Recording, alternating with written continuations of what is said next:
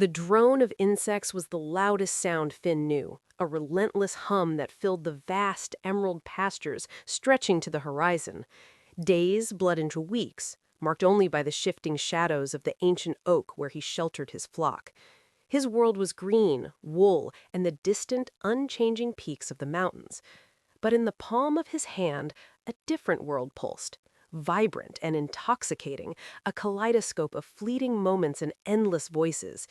It was the world of the screen, the only true escape from the quiet monotony that threatened to swallow him whole. He was just Finn, the shepherd boy, an invisible cog in the village's ancient machinery, watching sheep that needed no watching, herding them through fields that offered no challenge, until he saw them. The pranksters, the content creators, digital gladiators battling for attention, wielding nothing but a camera and an audacious idea.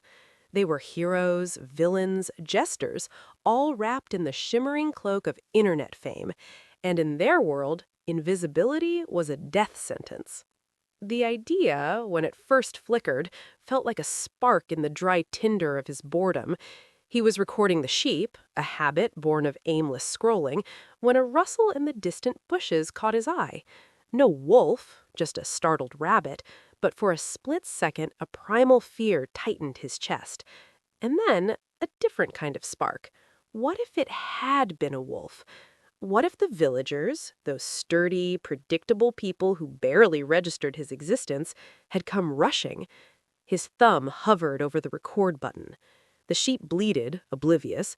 The drone continued. But something inside Finn had shifted, the quiet acceptance of his life replaced by a burgeoning, dangerous hunger. The first time, his heart hammered against his ribs like a trapped bird. The setting sun cast long, dramatic shadows across the valley, painting the scene in hues of gold and bruised purple. He aimed his phone, the lens a greedy eye, and took a deep, shaky breath. "Wolf! Wolf!" His voice cracked, thin against the vastness. He focused on the distant village, a cluster of orange roofs against the darkening hills. For a moment, nothing. Then a faint stirring, like a ripple across a pond. A figure emerged, then another, then a small tide of villagers, their shouts muffled by the wind, but their urgency unmistakable. They carried pitchforks, lanterns, fear etched on their faces. Finn, hidden behind the gnarled trunk of the oak, filmed their frantic scramble, their worried exclamations as they fanned out, searching. When they found nothing, their relief quickly soured into confusion, then annoyance. "Just a false alarm, Finn," old Maeve called, her voice edged with weariness. "Don't scare us like that." He mumbled an apology, a half-convincing story about shadows and imagination. But later, alone in his small, dusty room watching the raw footage, a thrill surged through him. He edited it quickly, adding dramatic music, a shaky found footage aesthetic. He titled it, "Close Call, Villagers Hunt Wolf and Prank Gone Wild." He uploaded it, his finger trembling. The next morning, his phone exploded. Notifications cascaded like a digital waterfall. Views, likes, comments, a torrent of validation that hit him with the force of an ocean wave. "Bro, the villagers' faces! LOL, they actually believed you. Future Oscar winner right here." His heart swelled, a potent cocktail of guilt and euphoria. He wasn't just Finn, the shepherd boy, anymore. He was at Finn the prankster, a burgeoning earnet sensation. The village seemed smaller, duller, a stage for his growing audience. The pranks escalated, each one carefully orchestrated, filmed from multiple angles, the screams of the villagers becoming less a sign of their terror and more a crescendo in his personal soundtrack of success. He learned to manipulate their fear, to anticipate their movements, to frame the chaos for maximum impact. He experimented with sound effects, with strategic camera drops, with feigned terror that looked utterly convincing through a screen. He would sometimes catch a glimpse of himself in the reflection of his phone screen, a wide, almost manic grin plastered on his face as he watched the villagers, red-faced and panting, search for a phantom beast.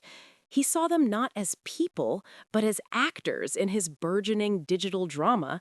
Their trust, their concern, their very humanity became fodder for his analytics. He was drunk on the power, the feeling of pulling strings from behind a screen. The quiet hum of the pasture was replaced by the incessant ding of notifications, each one a whisper of adoration, a promise of more. One afternoon, a new kind of comment started appearing. Another wolf prank? Kind of boring, dude. CGI looking a bit too good, Finn. Is this even real anymore? A cold dread settled in his stomach. His audience, fickle and ravenous, was starting to get bored. The well of their credulity was running dry. He needed to up the ante to deliver something so undeniably real, so raw, that they would never question him again. He spent hours scrolling, researching, brainstorming. He needed a fresh angle, a new kind of prank that felt more authentic, more dangerous. The thought sent a shiver down his spine, but the fear of losing his newfound fame was far greater. Then the shadows lengthened, stretching like clawed fingers across the pasture. The air grew heavy, silent. Even the sheep seemed to huddle closer, their soft bleats hushed. Finn, engrossed in editing a new compilation, felt a prickle on the back of his neck. He looked up, his phone still clutched in his hand, and saw it. Two luminous, predatory eyes gleaming from the edge of the ancient forest. A low growl vibrated through the grass, a sound that bypassed his ears and went straight to his bones. This wasn't a shadow, it wasn't a rabbit, it wasn't a prank. This was real. A large, gaunt wolf, its fur matted and dark, was stepping into the clearing, its gaze locked on the flock, then on him. Panic, cold and absolute, seized him. His phone, his shield, his connection to the world felt suddenly frail and useless. "Wolf!" he screamed, his voice raw, stripped of all artifice.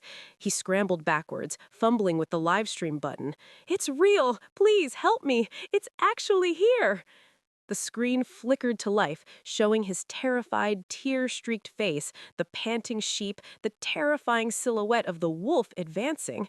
He could see the comments flashing by, a horrifying, endless scroll of disbelief. LOL, Finn, this new CGI is next level. The fake crying is a bit much, don't you think? Same old content, where's the twist? Dude, your acting is terrible. Go back to school. Bet the wolf is a paid actor.